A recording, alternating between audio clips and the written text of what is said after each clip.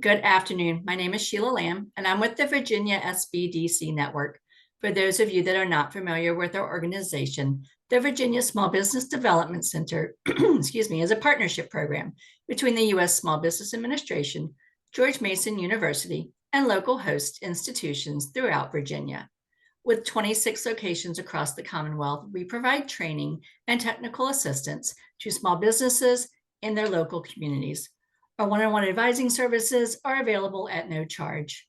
Today's webinar, Franchising 101, Starting a Business Through a Franchise, is presented by the Virginia SBDC Network with FranNet of Virginia and DC. We are recording today's presentation and it will be posted on our website, virginiasbdc.org. Due to the expected large number of participants, everyone's microphone is muted and the chat feature is turned off. But if you have questions during the presentation, you can type those into the Q&A box and we will address them at the end of the session. We have also enabled the live transcript function, which you can show or hide via your own meeting controls. And now it is my pleasure to introduce our speaker for today, Heather Rosen, President of FranNet and of Virginia and DC. Heather is a franchise specialist from longtime SBDC resource partner and the creator of the SBDC's FranFit program.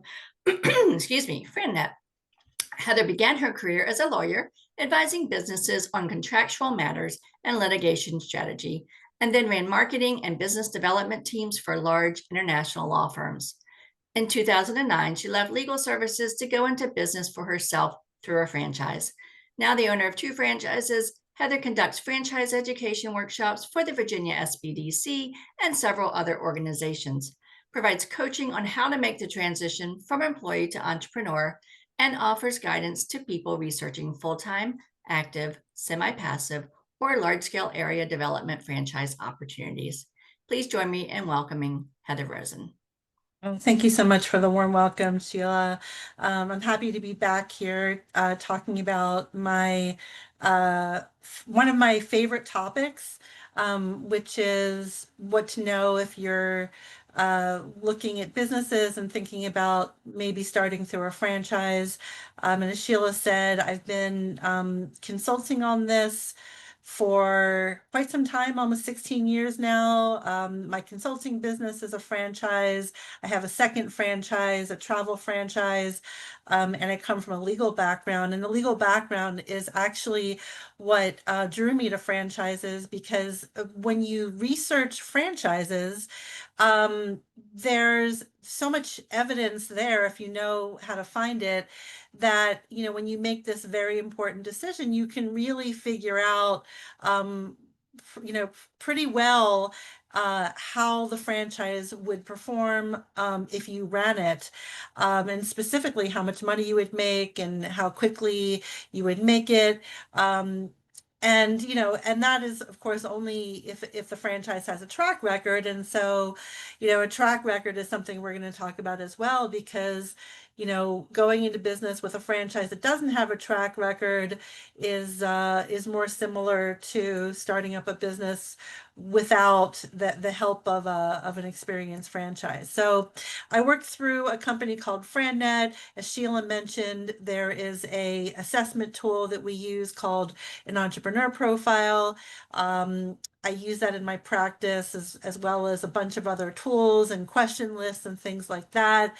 FranNet also happens to be my source of information about franchise performance. There's a lot of them out there, and I work with this group of people who research franchises, and that involves going through their government filings and actually even calling franchisees and asking them specifically how well they're performing. And so obviously, as a consultant, that is very valuable information that I use when I recommend businesses for people who are going through a search. And our services, all of my services are at no cost, whether it's attending webinars or getting one-on-one help. And that's because the franchises almost view me as a recruiter for them. The good franchises don't just offer you a franchise.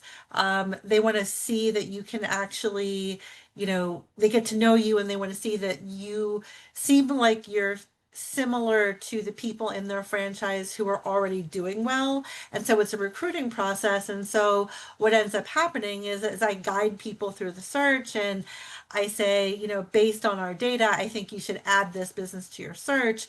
They end up start talking to the franchise. The franchise, goes through this process with them, and they have a candidate that as they get to know them, and after I've gotten to know them, is actually a solid candidate. They offer them the franchise, and then if the two parties end up going into business with each other, they pay me a placement fee, just like any recruiter for a director position or CFO or VP position gets paid. So that's a long story short about how my business works. And so I'm bringing you today, my years of advice and knowledge, and I hope that it's going to be a lot. We've got about an hour together.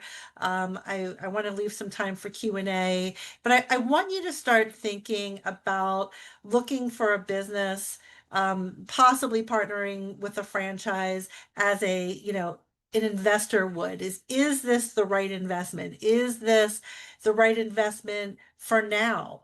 Um, People, when they research franchises, what they usually start with is the excitement over the product or the service. And that's not how an investor gets excited. I mean, you think about investing in stocks and mutual funds and things like that. You may not even know what you're invested in, because you might have an investment in a mutual fund and not have any idea what companies you're actually invested in. But your investment advisor, who is telling you put your money in this one and put your money in that one, is looking at your risk profile, and they're looking at your investment goals, and they're saying, this is why you should, put your money here. And when you put your money into a business, if it's your business and you're running, of course you have to be excited and passionate about the work that you're doing. But I wouldn't, what I'm going to show you is you still kind of want to think like an investor in terms of the timing, if this is the right investment for you, et cetera, et cetera. So what I'm going to talk about today is I'm going to start by backing you up a little bit out of the franchise discussion and get you thinking about the timing, why you're going into business, what you're hoping to achieve. Do you have enough of a motivating force right now to justify you're going into business at this time, whether going into business through a franchise versus something else, or just investing your money in the stock market or in property or something like that makes sense. And then we'll get into franchises and how to evaluate them, okay, and how they work, how to find the best one, the one that would make the most sense for you, because you're going to hear me say again and again, there's no one size fits all. There's no franchise that anyone who really knows about franchises would tell everybody this is where you put your money. Just like I said, if you have a financial advisor, the financial advisor isn't going to tell everybody put your money into your investment, this particular investment. It just depends on your situation, and there's more factors that you have to consider when you're looking at starting a business through a franchise. Pitfalls: how much franchises cost. There's a big cost range between franchises, how people typically pay for them, and where and when do you start if you think you're ready to go into business, okay? And then at the end, I'm also going to give you some ways to take the entrepreneur profile if you think you might be ready. So this is where I ask everyone to take a step back and think about why we're on this call today. What are you hoping that if you go into business, what are you hoping it's going to do for you? Some people that I talk to are just looking for a way to make a little bit of extra money that they would like to have so that they just can have some nicer things. But there's not much of a motivating force there. So what you're seeing here is really the answers that people give us when we ask them, why are you looking to go into business? And really what they're defining is their version of success. They want to be successful, but success is going to mean something different to everybody. So the different colors that you see here are also on purpose. The things in red are the more critical reasons that would absolutely justify your taking steps to starting a business. And the things that are in orange are less critical, and it might mean this isn't the time for you to go into business. That at this point in your life, in your professional career, this maybe wouldn't make sense, at least just yet. So the things in red, feeling like if you feel like you are not in control of your schedule, and you need to be in control of your schedule, kind of things are coming apart at the seams, your personal life, your professional life, it's having an impact on you, you should probably look for a business. If you feel like you are not financially secure, you're not sure how much money you're going to make, you're not sure if you're going to even have a job, and we need to know how much money is going to come in order to make decisions in life. That could be a really good reason to go into business. If you've been through a layoff, either recently or in the past, and you know how painful it is to go through a layoff, both in terms of, gee, how are we going to pay our mortgage? How are we going to have health insurance? And just, the personal side of it is having to tell your family, your friends, hey, I was laid off. A lot of people who've gone through that just say, that's it. I'm never going to go through that again. I want a permanent job, i.e. a business. And then just not having enough money. I think we can all agree that everything costs a lot more now, and salaries, they started to rise after COVID, but prices continued to go up, and now the salaries out there, the people that at least I talk to, they're not able to get, if they can find a job at all, it's not going to be at the salary that they were, or the bonus that they were getting before. And they're looking down the road and saying, how am I going to be able to, afford college? How am I going to, for my kids? How am I going to be able to afford a wedding? How am I going to be able to retire one day? How are we ever going to be able to go out for birthday dinners again? I mean, even as simple as that. It's stressful, it's straining. And, a lot of people are saying, I got to do something different. And maybe you can keep your job and start a business, or maybe for some people, starting a business in some way is the way to get to the next income bracket. Okay. But what you're seeing here is sort of a common theme of, there's some sort of a stressful situation. You want to get rid of that stressful situation and be on a track where you don't have that and you're making more money. The things in orange are, I call them nice to haves. I've always wanted to have a business. Generally isn't too motivating for people. It's more like a dream. I've always wanted a ranch and a farm, kind of along that level. It doesn't typically motivate people to go and get it. Independence, I don't like the management of this company. I don't like my boss. Things change in companies. Bosses leave, bosses get promoted, or something else, although they retire. So that for most people, that's not enough to really motivate you, because ultimately, we could talk about franchises where within just, a couple of years, you might be back to your previous salary, but those couple of years are the hustle years, and you have to be motivated to get through them. And what motivates people is looking behind them and saying, I can't go back to that. That was too stressful. I got out of that situation. I'm only moving forward at this point. And so that's why I'm talking about this. These situations might not be motivating enough. Flexibility, there are a lot of businesses, you've heard about the entrepreneur lifestyle, where entrepreneurs tend to have really flexible schedules. They can schedule, everything from taking time to be at the kids' sporting events, shows, etc., to taking long vacations. And so it's nice to have. That is usually also not quite motivating enough. However, let's say you have a special needs child that where you need to be able to leave your job for the day and go and handle a situation, or you have a parent who has medical issues and you are the person who is, primarily responsible for their well-being.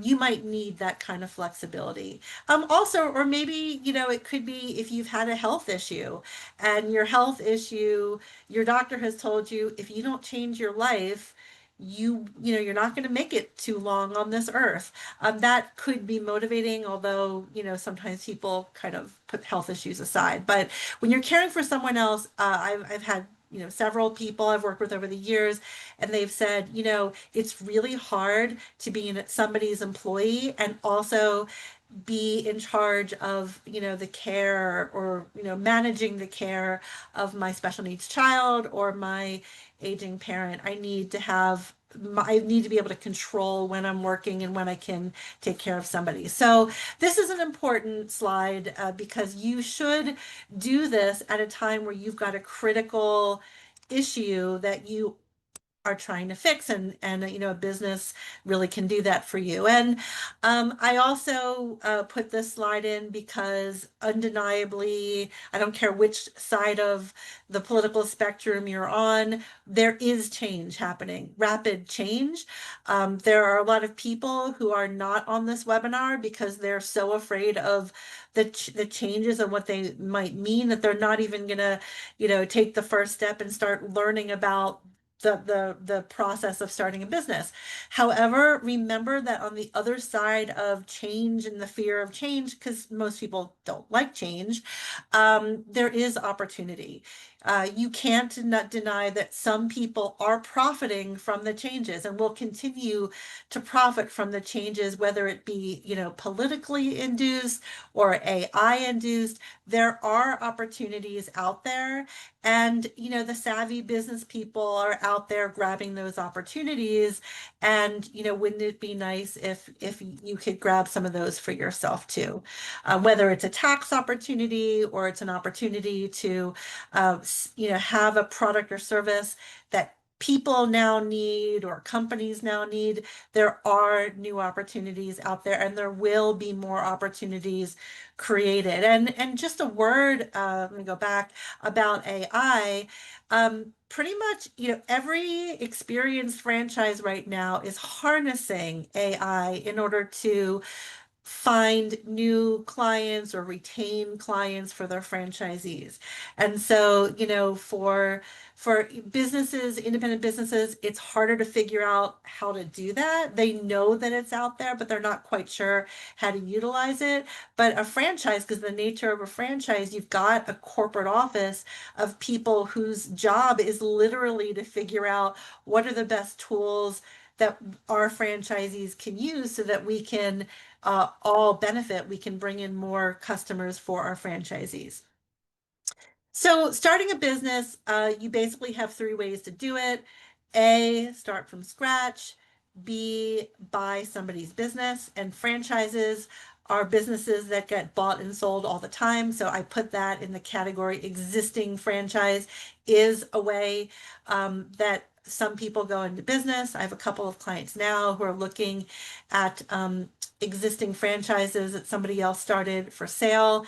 I will tell you that there are not a lot of great opportunities out there. There are some, but the good franchises don't come up for sale very often. Normally what you see is franchises that are either, it's not a good franchise system, or the owner of the franchise has really run it into the ground, and the process of rehabilitating this business is going to be really painful for the new owner. So, in those cases, sometimes it's better to start from scratch. And then I'll talk about buying a license through a franchise for a new location. And there are pros and cons to each of them. There isn't one way to do it that makes sense for everybody. Back in my former life as a lawyer. People went into business as a, on their own as lawyers all the time. They would work for a law firm, become a partner. As a partner, they were involved in, hiring staff. They were involved in payroll somewhat, or at least understanding the payroll process, billing, sometimes the real estate discussions, and the most important part of running a law firm, which we weren't really talking about, which is the sales side. You weren't allowed to use the S word in legal services. But, I worked for several billion dollar firms, and, you don't get to that level without um, some sort of sales and or marketing. So the partners have done that. So when they would go into business, sometimes they would leave the firm and they would hang out their own shingle and they would have a law practice. But they already knew how to run that business.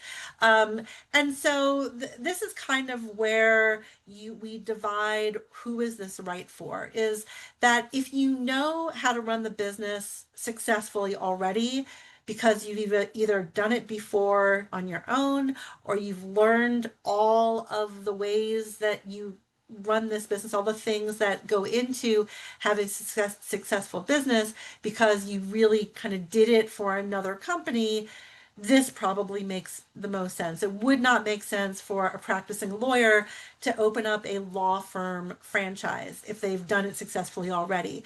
But most of the time, when people go into business for themselves, they aren't going into a business that they've run before successfully, or that they've ever run before at all. And so the advantages are, yeah, yes, you're totally in control. You make all the decisions. If you decide to sell new services, new products, change locations, whatever you want to do is fine, because you're the only person who gets to decide that. And you don't have to pay anyone else any money, either for their business or for the help that they're giving you, right? If you make it, that's absolutely the way that you should have done it. I have several friends who started law firms. The disadvantages are that most people don't know how to run the company. And so there's this trial and error period. And a lot of people who start businesses on their own, they're out of business within 5 years. And I think the statistics show that about half of the people who start a business on their own without any help, they're done within 5 years. And the reality is, it's because, maybe eventually they would have figured it out, but they've got bills to pay. And so they need to go back and get a job. So, this process of creating the systems, figure out how to find clients, figure out the real estate piece, et cetera, et cetera. There are people to help, for example, the SBDC. The problem is, in a lot of cases, the business that you're trying to create is unique enough that you don't find somebody who can mentor you, who knows exactly what that business needs in order to start and be healthy. Okay. And then the banks too, the banks that you're hoping, a lot of businesses, people need a loan from the bank, go through the SBA program, fine. But what happens is, you go to the bank wants to know, okay, well, what sort of experience do you have running this business? And you don't, and they don't give you the loan. So this is kind of what you have to weigh if you're thinking about doing it completely on your own. So sometimes people think, okay, well, I'm just going to buy somebody else out. And that certainly can help. The bank is happy because they see some historical results. You feel good because there's some cash flow. You've got a customer list. You've got employees. There's going to be an owner who's telling you, do this, do that. And the owner might even take back a note for some or all of the amount that you're paying him or her for the business. The problem is that you're dealing with somebody who is selling a business. That is a seller. And somebody who's selling their business is not required to disclose the real reasons, the real problems that they are probably having. I would estimate And I don't know if anyone's ever written about this before. I have. But I would estimate that most of the businesses for sale, especially if you're talking to a seller who isn't clearly of retirement age or isn't clearly, having some sort of a major health issue, most of those businesses, there are problems there. And you will not hear about those problems when you ask the seller, why are you selling? You're going to hear, oh, we just want to be doing something different. I want to spend more time with the grandkids. My spouse needs to take a job or needs to, et cetera, et cetera, et cetera. You're going to hear the sanitized answer, which might also be true, but what you won't hear is, this job has required me to work 100 hours a week because I can't afford, there's not enough revenue here to pay employees to do certain things. Or, we know that one of the maybe franchises is coming into town and they're going to be taking away business because they've got a whole marketing machine around them that we can't afford to have. So that's what you're going to have to try to figure out, but it's really hard. And they're not going to let you talk to their employees until you've already closed the sale, paid the fee, bought the assets. Then you can talk to the employees, but the employees, aren't even necessarily going to stay. So the problems with existing businesses, which a lot of these problems also do apply if the business is a franchise. A franchise is just somebody's business where they also have a contract with a corporate office to provide certain services to the business. So the problems are, what is the real cash flow? Because especially, you're looking at the tax returns, you've asked them for the books and records, it's a small business, so they're not really keeping good books and records, most likely. You look at the tax returns. Okay, that's an official document. But business owners, myself included, we deduct everything under the sun. There's so much more that you can deduct if you're a business owner. And so my tax returns will show that my businesses are barely profitable. But I'm saying, well, look, you can make all this money. And you're going, yeah, but where? I don't see that on the tax returns. It's really hard to figure out a cash flow. It becomes even more complicated if it's a cash-based business. You're selling something that people pay cash for. Sometimes business owners have two sets of books. The one for the spouse that's complaining, is this really profitable? And then the one for the tax records. And goodwill is, besides equipment, goodwill is one of the biggest assets that you're going to be looking at when you're acquiring somebody's business. Goodwill is essentially a customer list, the likelihood that people are going to immediately start buying from you once you take over the business. But how do you measure that? How do you know that customers are going to shop from you? How do you know that they weren't already on the way out when the business got sold to you? How do you know that these weren't people that just responded to a too good to be true Groupon or something like that? It's really, really hard to measure that. All you're going to get is names, okay? Employees leave. Don't forget to factor in that if you're buying a business from somebody, if they didn't have any debt that they were paying off when you're looking at their numbers, don't forget to factor in the debt service, the amount that you're also going to be, you've got an additional expense. You're also going to be paying the bank back this money. So make sure that there's enough money left over after that.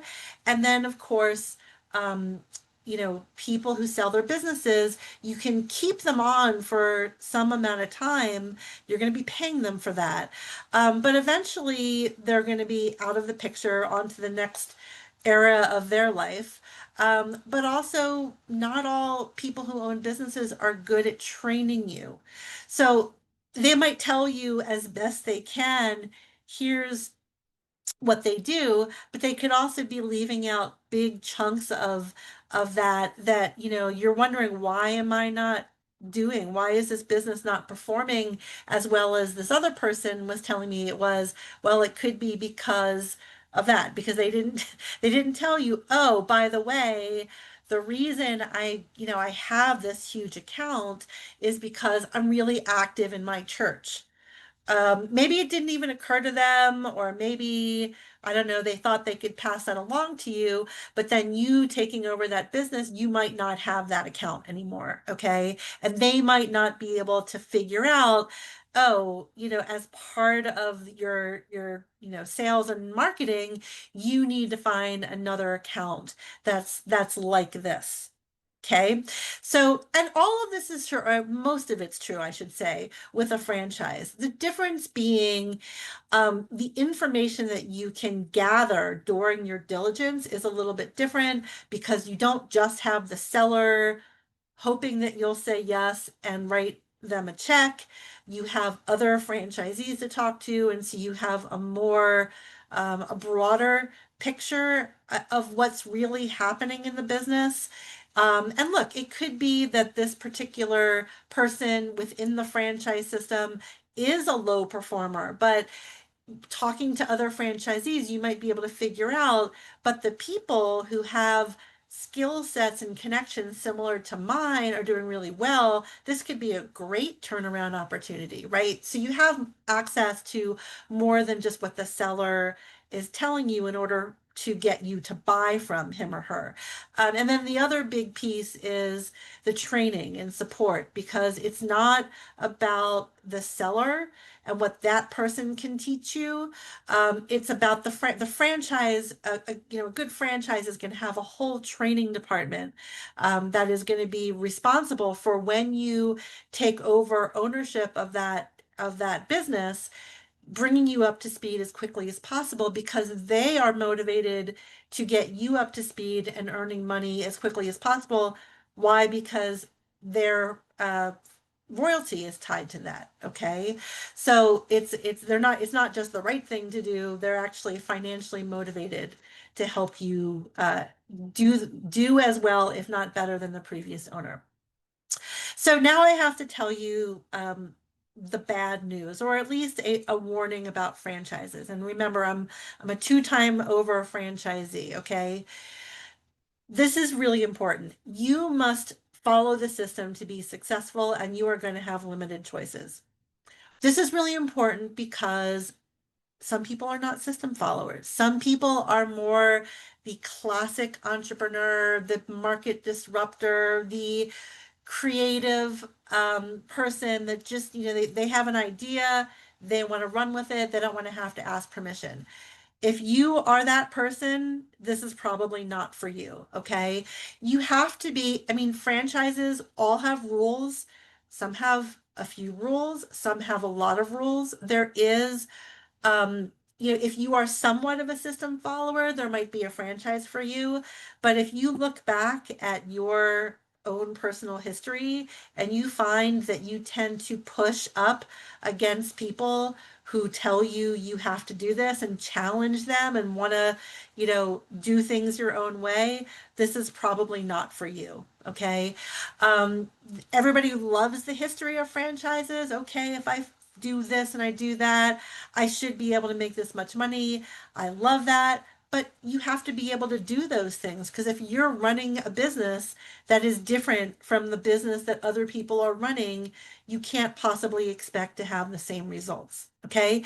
So franchises usually award exclusive rights to people, especially if it's a B2C, a franchise that sells things to people versus businesses. If there's a B2C side of it, because some of them are both. Some franchises sell to people and businesses. If there's a consumer side of it, there's probably going to have you're probably going to have exclusive territory. There are some exceptions. If you have exclusive territory, I can almost guarantee your contract is going to say it's exclusive to you. We will never allow somebody to do business within this geography. However, you're going to have to meet these benchmarks. And if you don't meet these benchmarks, you might not have exclusivity, or at least as much exclusivity. Now, this scares some people. Okay. I mean, I will tell you, the franchises don't want to take rights away from you. They really, really don't. Um, Maybe there are some exceptions out there. Most franchises want to find good franchisees and have those be franchisees forever and ever and ever because they don't have to train them. If they're generating money, that's a win for the franchise. The royalty is the lifeblood of the franchise.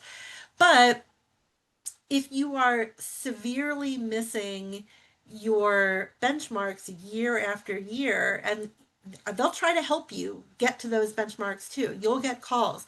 How can we help? Why don't you go through training again? Why don't you do this and do that? If you miss them year after year, you might have a call with them and they say, listen, we're going to give you up until this time to meet this benchmark, but you keep missing it and it's not even close. So, you're going to lose some of your rights if you don't do this. And at that point, you can decide what you want to do. Some people are fine with it. I don't need exclusivity. Some people will sell their business at that point. But it's another reason why you have to really find the right business that matches your skill set and all the things that you have your time and your money to put into it, but also why you have to be sufficiently motivated. Because if you're doing something just because you have some extra time, we all know that there's a lot of ways that we can pass the time. And if we don't have ways to pass the time now, surely in a month or two, somebody will, suggest a way that we could utilize our time, whether it's traveling, whether it's volunteering.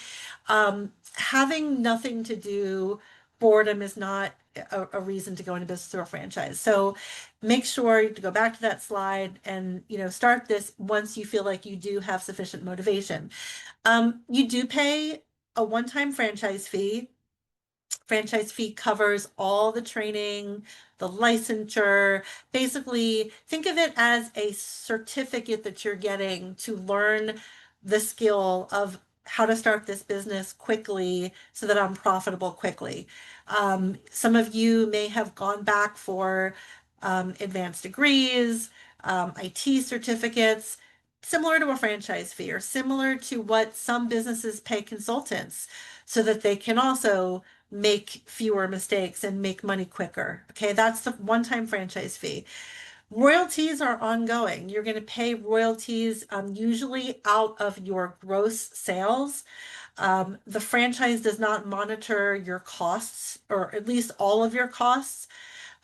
So they're usually going to take the royalty out of your gross sales. It pays their expenses. It keeps them, they have to pay people to provide services to you. So sometimes people say, well, I don't want to have to pay a franchise fee. I don't want to have to pay royalties. But, what would have happened if you actually took a course to learn how to, you know, make this business profitable in a short amount of time? What would happen if you hired people to perform all those services? How much would you have spent then? And usually when you break it down like that, what you find is it's actually a lot less. Your royalty that you pay is going to usually be significantly less than if you hired experienced people to perform all of these services that the franchise is going to be giving you in exchange for the royalty. Okay. And there's also some profit built in there. I mean, obviously, you want to keep the people who run the franchise motivated enough to continue to bring you new programs, better vendor relationships, more things that are going to benefit you as a business person. So that's in there too. But you have to pay for that. You should be hearing when you talk to other franchisees that yeah, they're getting a lot of value. And that's why they, didn't decide to leave the franchise and go off on their own because they're continuing to get a lot of value. I shared with you before that I get a lot of value from FranNet because the kind of data that they give me on franchises, just that alone is something that it would take me hours and hours and hours to be able to collect on my own and update and research new franchises coming into the market.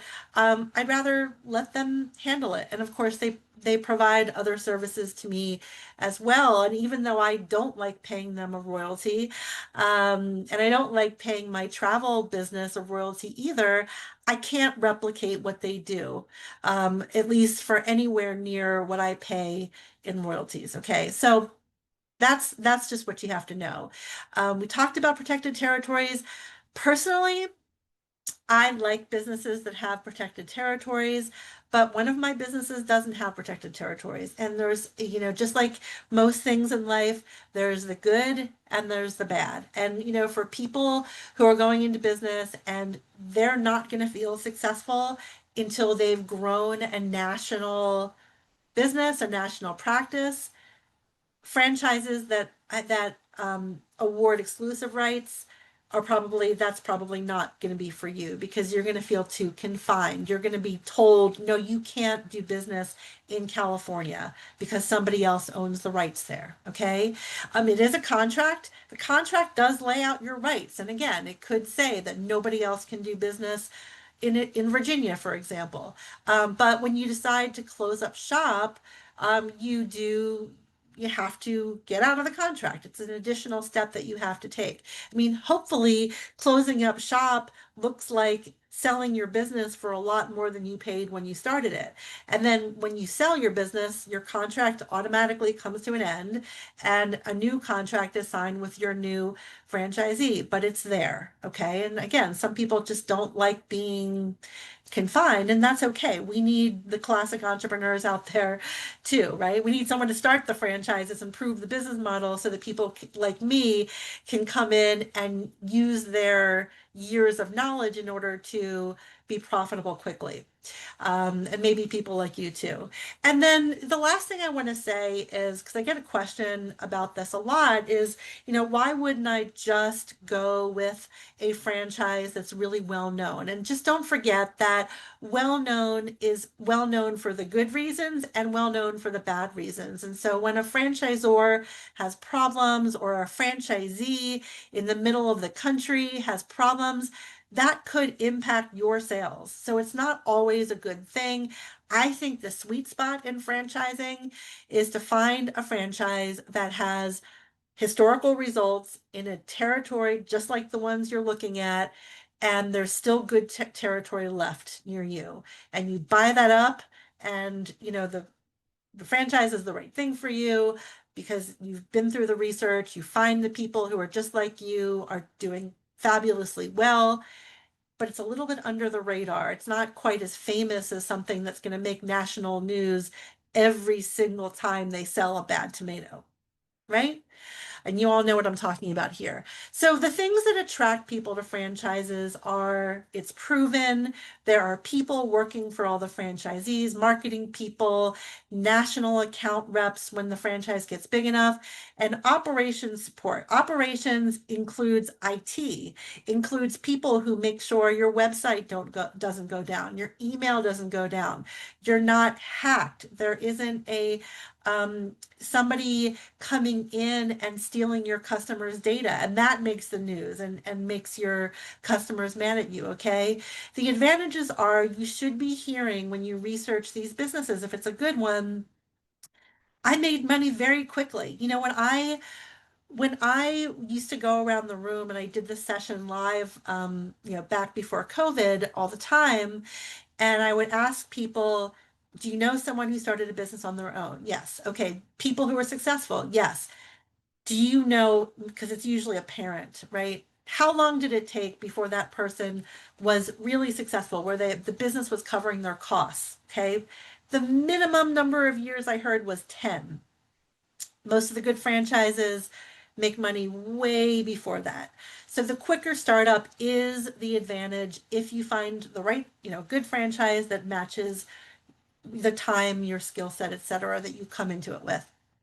but they train you. It's ongoing training. You have other franchisees. So it's not just your corporate office, it's other franchisees advising you. We have accountability groups. We have challenge groups. We do webinars in between meetings. We have an annual meeting where we bring in speakers from vendors, speakers from tech companies. We have, our FranNet actually has brought in several times the president of the entire International Franchise Association. And, the SBDC president has come and spoken at our conference too several times. I mean, you want to hear about thought leadership in the industry. And if you think about, well, what if I started this business myself? Obviously, you're not going to get that. Okay. So there's a lot that you get that's not even in the contract with a franchise. And then on top of it, there is accountability federally. And if you're in Maryland, if you're in Virginia, if you're in Washington State, there's 13 registration states. The Federal Trade Commission and some of these state agencies are looking at the documents. The franchises have to file pretty extensive paperwork disclosing certain things that could show that the franchise is having problems. They have to disclose that. Very similar to the way that securities, stocks, bonds, mutual funds get regulated, franchises, when they're selling licenses. So this doesn't impact you once you're a franchisee, but at the stage when you're trying to decide whether to invest in a franchise, they're regulated. They have to disclose bad stuff. Um, and they have to give you this document before you commit to anything or you pay them anything. Okay. And they have to give you enough time to sit with the document and digest it. And maybe, if you want to send it to a franchise lawyer to review. All of this is out there. They give it to you. You get to look through the contract. The other thing this document has, though, too, that a lot of people aren't aware, it has a full list of all of their franchisees. So now that you know this, before you go into business with a franchise, I'm going to strongly suggest that you utilize that list to talk to between 6 and 10 franchisees, people who are successful, more average, and a few people who are struggling. Talk to them, interview them, ask them questions to try to figure out, who is doing well and what does it take to do well in the franchise, and even what does doing well even look like? Because profitable is not enough. We don't want just profitable. We want profitable enough to justify my time and to justify your money, your investment, okay? Because you have other choices of ways to invest your money. All right. So quickly, what is a franchise? It's not just food franchises. All it is essentially a headquarters office with people. Now, of course, a lot of people are virtual, but there are people employed to support you, the franchisees.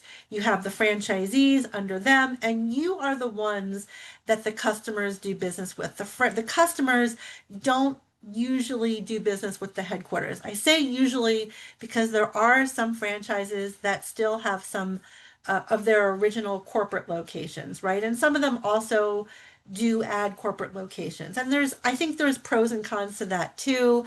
Some people will say, well, stay away from the ones that have corporate locations.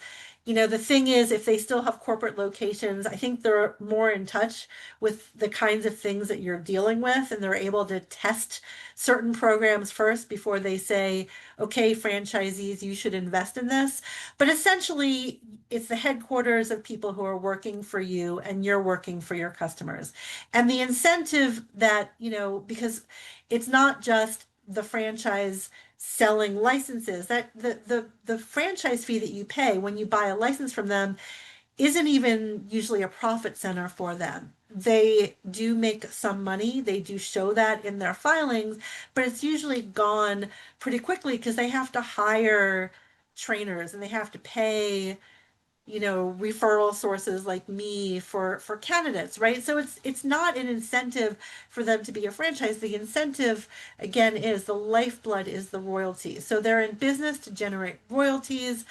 they do give up control and rights because now they can't do business in your state anymore, right? So it's a business decision ultimately when companies decide to franchise. It's kind of part of their business growth strategy. They decide that instead of growing by raising funds, they're gonna award franchisees and license the rights to run this business in certain parts of the world. Okay, but that's basically what you're talking about, what we're talking about with the franchise. And there are thousands of them, right? Hundreds of industries. They're not all going to be available near you. They're not all possible to sell or open in Virginia because, again, Virginia is one of the registration states, and they've said with even some of the franchises where the Federal Trade Commission has said looks good, you're fine to expand. Virginia has said no. And Virginia has a very lengthy process. I'm hoping they hire some more people to get franchises through the process. But there are some franchises that cannot, Virginia does not feel that they're ready. There's been too many changes, or they're too new. They don't have enough of a cash balance in their corporate coffers. For whatever reason, you can't open it in Virginia. So, when you're trying to figure out which franchise, ideally you're talking to somebody who knows something about your state and knows that it's even a registration state. I've unfortunately, talked to some franchises that either going, yeah, we'd love to expand in Virginia. They're not even registered in Virginia. And it's actually, sometimes illegal it is illegal to get, kind of into a conversation with somebody when they're not licensed to open here. But that's another story. But of course, they don't always have a good track record. Some of them have no track record or very little track record. So again, you're paying somebody for all of this help and support, etc. Do they know what they're doing? That's the track record that will prove that they, know, or it's kind of still in the concept phase for them too. Even if it's an experienced company, if they've just started a franchise, they might not be sure if they know how to train you how to do what they've done, right? And sometimes companies will actually pull back their franchise program. Starbucks did it. Starbucks, you cannot start a Starbucks if you're an individual person who wants to go into business. They used to award franchises. They do not do that anymore. So it was a test for them, right? And they decided it wasn't worth it for them. So, and then of course, you're not always going to make enough money from them, or you're not going to like the life that you have necessarily as the owner of this business. So here is a checklist. Can I prove these things? Good franchisor, proven track record. I can legally open up in my market. It's got good availability in my market. Is this a product or service that either people, B2C, or businesses, B2B, need? Need is always better than want, now and in the foreseeable future. It shouldn't be something that's just a current trend, because by definition, trends end. They usually end. And is this the right business for you to be in, given all the things that you're, hoping to get out of the business, and what you come into it, what you can put into it. So look for experience. Look for, is this simple enough for you to run with the background that you have going into it? Don't pick you don't have to sell, but if you don't come from a sales business or sales background, don't pick a franchise. There are franchises where you have to sell. So different franchises for different people, okay? Every franchise is going to offer you training, every single one of them. Are they also providing ongoing support, ongoing training? Name recognition, not necessary. It's nice to have. A good franchise can create name recognition or help you establish name recognition in your market, which is all you care about. You don't care about national name recognition. You want people to know you in your market. A good franchise will help you establish that very quickly. So you don't need to have that established already. It's a nice to have. But is there a legitimate marketing team, not just one person who says they can help you with marketing ideas? Is there a legitimate IT team? Are they harnessing CRMs, artificial intelligence? Do they have systems that prevent you from getting into trouble? You don't want to lose your business because you've been sued. I mean, all of these things a franchise can help you with. Look for them. And then when they get big enough, you should be seeing somebody in charge of establishing national accounts that could benefit you. You walk right into business because nationally they know you, they know your brand already. Um, and then is there a culture of teamwork? Ask other franchisees. Do they feel like they're a family? Good franchises, the franchisees will tell you this is sort of a second family for me. These are some of my best friends I have met. We see them at annual meetings. It's so fun. It's like a big family reunion to go to meetings and see my friends. If you were in a work environment where you loved that, find a franchise where they have the same kind of thing. That is out there. That definitely exists. But avoid franchises where when you talk to franchisees and ask them about this, people say, I don't really have these friendships because we kind of feel like we're competing against each other. Okay, that is the sign of a problemed system, a system where they haven't sufficiently set it up so that people are helping each other. It's not just nice to have.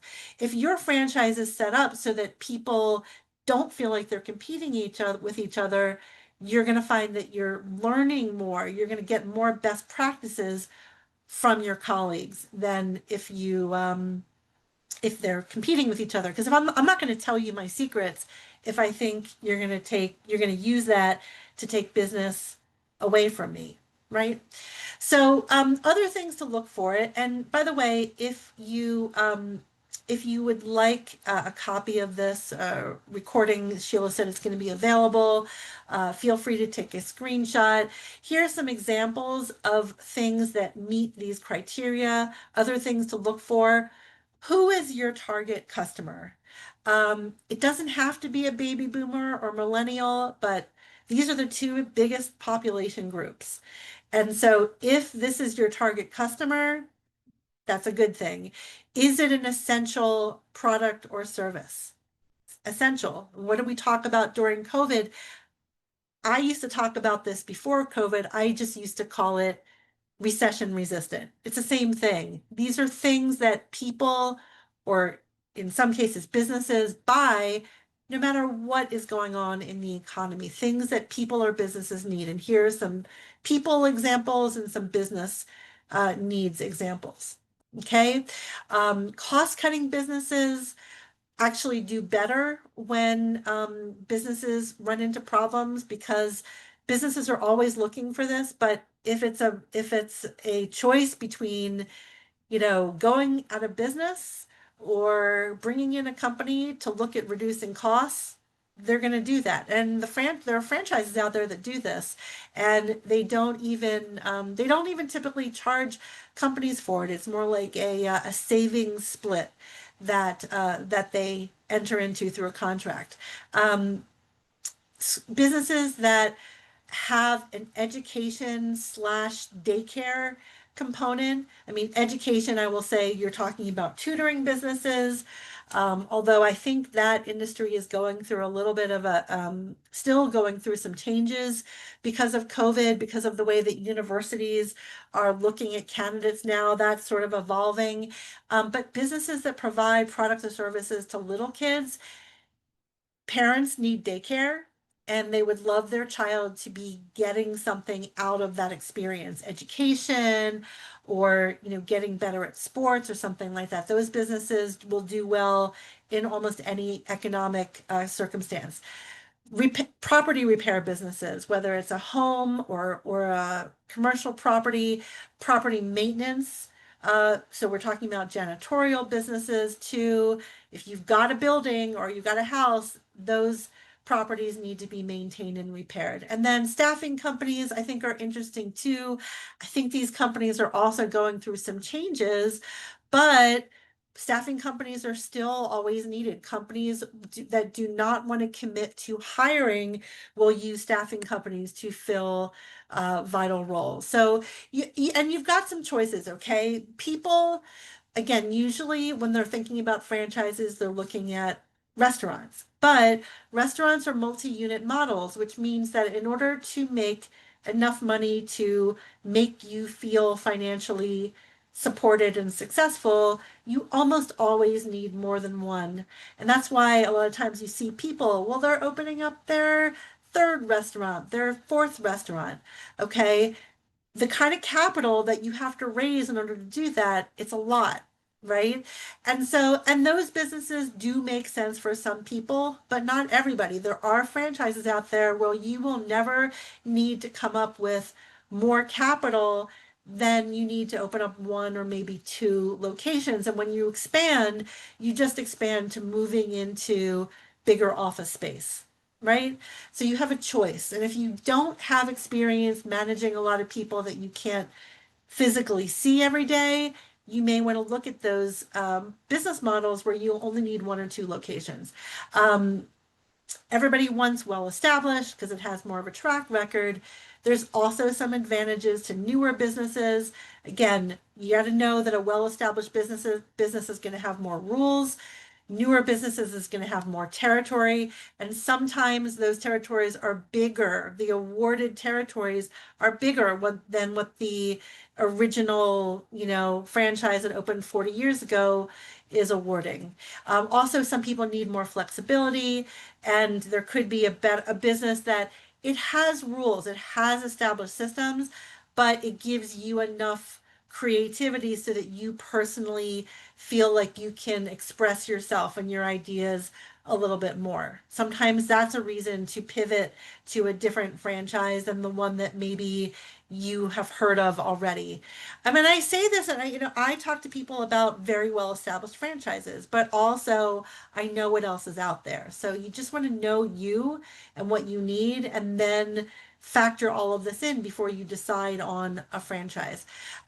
Also, most franchises want people to start in that business full time without other businesses and without a full time job.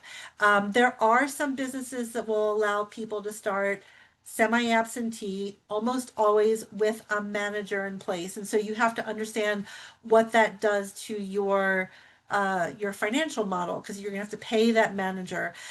Some franchise systems are absolutely set up for the manager. Everybody starts that way. Those tend to be the businesses where you find more owners starting. They've got other things going on during their day, like I said, a job or other businesses.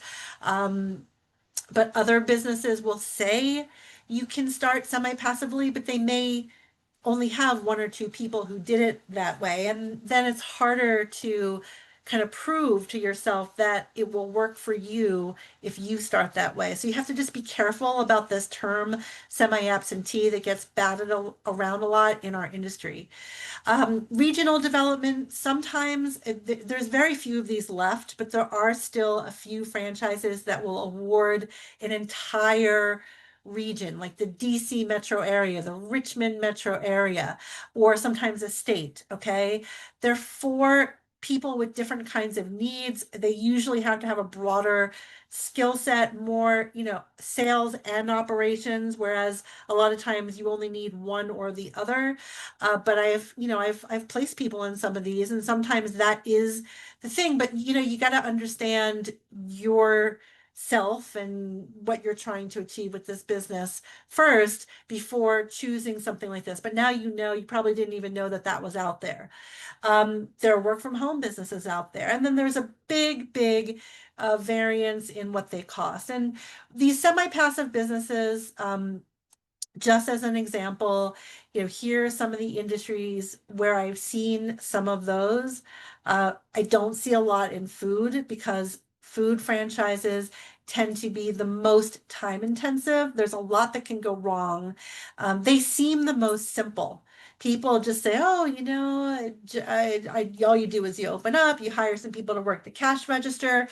Um, there's a lot more that goes into having a successful restaurant. There's so much that you can go wrong. if you look at these other businesses, office suites, haircut, recycling, business coaching, okay?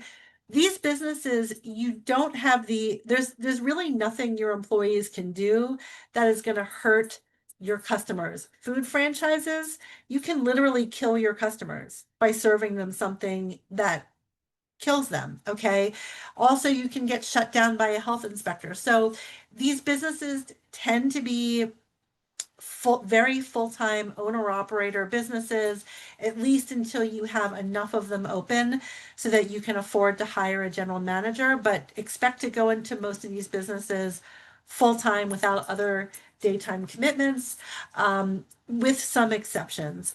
But most of them are not that way. Home care, child care, same thing. You can really, really hurt your customer if you're taking care of somebody, your employees are taking care of somebody who is frail, sick, young. So most of those businesses tend to be full-time owner-operator businesses. So as you're going through this process of determining, what should you do? What is the best business for you? I want you to, hopefully you've already started to think through some of these things, but start with your financial goals, your lifestyle goals, and not just today, in maybe 10 years, if you have young children, they're out of the house maybe in 10 years. And so what kind of flexibility are you going to want to have? What kind of traveling do you want to do? I mean, there's a lot of choices out there. Again, thousands of choices. So spend the time before making this very, very important choice. Most people don't start more than one business or more franchise in their lifetime. So before you make this really important decision, map all of this out. We literally call this a business model or a business map, because we want you to think through all these things before making this decision. This is the business I am going to start. Your transferable business skills, different businesses for people with different skill sets. How do you feel about employees? There are some franchises that don't require you to have any employees and they're home based. That's fantastic for some people. Other people, that's not going to work for them. They've got some other people that they want to bring into it. They want to provide opportunities. Maybe some of the things that have felt the most rewarding to them in their life, in their professional careers, has been bringing people into their business, recruiting them, training them, allowing other people, helping other people climb the ladder.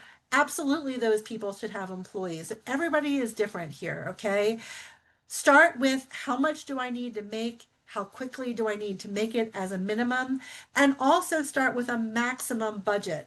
Don't just because you love pizza, don't start a pizza restaurant if that business is way out of your budget. There could be maybe even a non-restaurant franchise that is a lot more affordable and is going to give you a much better lifestyle than running a pizza restaurant, where again you have to deal with a lot of these problems that are inherent in restaurants. What environment, as an owner, what environment are you going to be working in? Is that going to be enjoyable for you? Pick a business that's going to be, you don't know how long you're going to be in business, but why not pick a business that you want to keep, that you're going to want to stick with and be in for a long time coming? What kind of hours are you going to have to work in the business? What kind of hours do you have available? I mean, if you tell me that you have 10 to 15 hours a week, and so available to put into a business because maybe you have a flexible day job. But what hours are those? I mean, if it's after 6 p.m., that's not really going to be that helpful. You're probably also going to have to be available during, 9 to 5 business hours. Not necessarily for all of the hours, but you're going to have employees, you're going to have a manager probably who is running your business, and you're going to have to be able to troubleshoot. You're going to have to be able to schedule meetings with your manager during core business hours too. You might not be able to do that and keep your day job. And sometimes there were some people that I talked to shortly after COVID who said, yeah, we're all working from home and so I can start a business now. But they started to learn pretty quickly that companies were starting to pull people back to the office. And even if they weren't, there were more and more meetings scheduled to keep people accountable, make sure the employees were actually producing as much work as they were being paid for. Um, who is going to be in this business? You know, your spouse, your kids. How many people and how many locations are you going to have to manage? Is that your skill set, managing people that you can't actually physically see every day? And think about who your customers are. You know, I had a client once who was thinking about starting a tutoring business, and he went through, talked to franchisees were happy, and then he kind of took a pause at the end and said, wait a minute, my customer is not the students. I mean, it is the students, but really, you are accountable to their parents. And he thought about, do I want to work with the kind of parents, the kind of people who are going to be paying for the tutoring service? And he said, I'm not sure. I think these are going to be kind of high maintenance employees. And I say this, I was one of those parents once. I agreed with him, you know. So think about who your customer is. So like I said, interview people at least 6 to 10. How are you the same as the people who are doing well? How are you different? Every franchise has people who are struggling, but you look for a franchise where it's not many of them because they're pretty good at recruiting at this point, and the people who are struggling, the reasons they're struggling are not reasons that are pertinent to you. They're struggling for reasons that you don't have, you know, health reason, or, you know, you managed people before. The people who are struggling never had any management experience, and suddenly they're having trouble retaining employees. But that might not be a problem for you because you've already been through it before, recruiting and managing employees. But don't start with, am I passionate about the product or service? Start with, am I passionate about the business of running the business? Similar to probably how you've thought about jobs. When you've been looking at job opportunities, am I going to like the work? Do I like where I'm going to be working? Do I like the hours? Can I get behind the product or service that we sell? I mean, obviously, I used to work with lawyers who loved practicing law, but they said, I would never do work for a tobacco company because my husband died of lung cancer. Okay, so you're not gonna pick a business where you feel bad about what you're selling, but those same lawyers who loved the work and loved the money that they were making didn't really care who their customer was as long as they felt like the customer wasn't doing people harm. They loved being able to advise people. So it's really the same thing. If your new job is going to be CEO of a company, do I like the work? Do I like where I'm going to be working? Do I like the hours? Do I like the money I'm making? That's what you should start with. And then look at your options and see what's the most affordable, what's making, maybe a little bit more money versus less. You don't need industry experience in most franchises. There are some exceptions. Most franchises, even if you go for a loan, the experienced banks, the ones who work with franchises a lot, they're looking for the franchise to have the industry experience. It doesn't have to be you and the franchise having the industry experience. They're going to be looking more for, do you have the skill set of being a CEO of this business, right? And then, of course, do you have enough time and do you have enough money? And you're going to go through this process. And even if you are, brave now, okay, we're going to go and research options and see what's out there. If you're feeling like, and you feel like you've got great reasons for going into business, guarantee you go through this process. At the end of it, there's going to be a lump in the pit of your stomach, and you're going to say, wow, should we really do this? Wow, that's a lot of money. Wow, wow, wow. But we're preparing you, okay? We're giving you tools. You should be able to look back at all the research you've done and say, okay, look at all the people that I talked to who had just as much experience, if not less experience than me. They did fine. Why wouldn't I be able to do well too? You should be able to do that. If you haven't talked to enough people, you go right back into the franchise document and you call more people. until you hear it enough to kind of calm yourself down. You do have access to so much data here when you research these franchises, and the process is not quick. I mean, it should take you about 3 months from the time that you strategically choose your first set of franchises to research, to go through this process, talk to the franchisor, talk to franchisees. If you're not hearing what you hope to hear, you go back, you figure out what was missing, pick some other businesses to research, but it should take you about 3 months to do it. So again, if you've identified reasons to go into business, start looking, start the process. Nobody's going to tell you this is the business for you. It's about a 3-month process until you get to the end. First of all, you might not even be offered that franchise. Remember, they're recruiting. So you might not even get the offer. And if you do get the offer, that's after going through 3 months, about approximately 3 months of research, where you should be able to either see that you have enough evidence. I'm talking in lawyer terms. You either see that you have enough evidence that this business is going to work for you, or you don't. And if you don't, you just say no, and you go back and you figure out again what was missing, or maybe this wasn't the right time for you. Here's a general idea of what franchises cost. A lot of people think that you need hundreds of thousands of dollars to go into business through a franchise. Not necessarily. There's a big range out there. This is, there's the home-based businesses that are less. The businesses that where you need more employees, it's going to be more. If you need more employees and a location, it's going to be even more. And the bigger location, the bigger your investment's going to be. But if you only have $100,000 maximum to put into a business, you could definitely find a business. I mean, there could easily be a business out there that is just as fulfilling, maybe even more fulfilling. I mean, just because you only invested $100,000 in a business doesn't even mean that you're going to make less than somebody who invested, 400 plus $1,000 into a restaurant franchise. You might be making more and have a much better lifestyle. Okay, there's no correlation between what you invest and how much money you can make.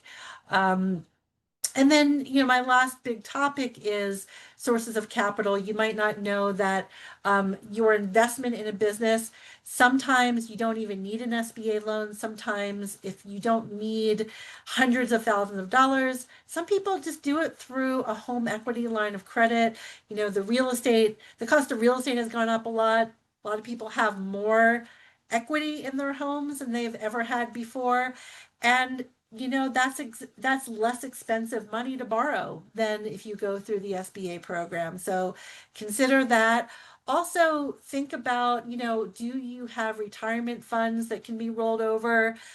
It can't be with your current employer, but a lot of us, myself included, have money sitting in an IRA or 401k, and no, we can't take it out until we retire. But you can roll it over into a new 401k. And guess what? Your company can start a 401k and you can sell shares in your company. Companies do this all the time. You're an employee, you're able to buy shares at a discount in your company. You could do that too. So that could be a way that you capitalize your company as well. Okay. So, when to seek help? Okay. I will say that if you think you have a really good motivating reason to go into business, if you think you really want that to happen within the next, I used to say 12 months, I'm going to say 18 months, because Virginia especially is taking so long. We go through this dark period where they won't even talk to you. Within the next 18 months, start your search. Okay, because it could take you 18 months to find your business. If it's a retail business, it'll take you longer to actually be open for your business. If you think that it's not going to be your retail business, either because you don't want retail or you can't afford retail, because anything in retail these days is going to cost you at least $300,000. If that's not even your budget, but you think you have somewhere between 50 and 100 or $200,000 to go into business, within 6 months you could be through your research. You've done so much diligence, and through the training, you could be in business within the next 3 months. Okay. But if it's more than 6 months, maybe wait until you're within that window. Okay. Bring your spouse into the conversation or your partner if you have one. Do not start talking to them about your research after it's already completed. You probably want to hear from them. Okay, I will support you going into business. However, I don't want to spend more than this. I don't want you to be gone from the house, not helping me out for more than this many hours a week. I want to be involved. Sometimes spouses want to be involved. Get them into the conversation when you're setting up your criteria that now you're going to go start looking for in a business. So if you think you're in the window, maybe take the entrepreneur profile. I'm going to give you the link to that or the QR code to that in a minute. I think Sheila might have an evaluation for you to fill out. Do that as well. I also have there's a link. So there's 2 QR codes here. One is to an evaluation. You also can sign up for a newsletter. I send it out about once a month. It really just lists upcoming webinars. So if you're not within that window of wanting to be in the business, keep learning. You're intrigued about franchises. You think one day maybe you want one. Spend this time to keep learning about it. Keep joining webinars. We do spotlight webinars on different franchises so that you can get a sense of, newer franchises, especially, but even some older ones, and what's going on in the market. Maybe repeat this course after a couple of months because you're probably going to forget half of what I just told you. But if you think you're in the window, scan this, take the entrepreneur profile. I'll spend some time going through it with you and telling you, here's what you do with this information. Here's what it really means. Here's what's more important than this other information, so that you kind of have some direction in this process. And then, of course, if you want some specific recommendations, I'm happy to do that for you as well. There's never a cost. And with that, I think I've gone almost to my end point here. Are there any questions that you have for us? I think the Q&A window is open for Right. questions. That is correct. Yeah, we haven't had any questions, but Heather, you cover so much good information that I don't think, you probably answer the questions as you go. Yeah, and everybody's ready for lunch, so. So yeah, I'll just ask if you have any last words of wisdom, and then I will wrap us up. And feel free to reach out if sometimes people don't like asking questions during this kind of group forum, but if you just want to say, hey, have you heard about this franchise? Or do you know anything about this or that? Or do you know where I can find information on, something or something? Reach out to Sheila, reach out to me. We all just want to help you. But, we want you to get into business, but we want you to get into business the right way. So we want you to get into business and stay in business so that you can keep generating money that results in more taxes for our Commonwealth. Exactly. Thank you so much, Heather. I want to thank everyone who joined us today.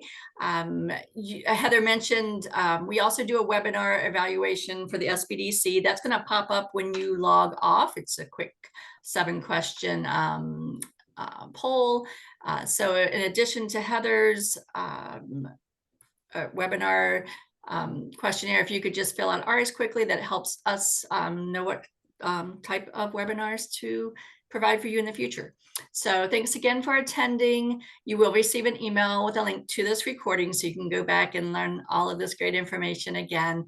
If you would like to sign up for upcoming webinars or access recorded webinars, please visit virginiasbdc.org/training. These resources are designed to be used in collaboration with your local SBDC advisors. You can sign up for a free and confidential session by emailing help@virginiasbdc.org or via our website. And we do hope to see you all at our next session. Take care, everyone.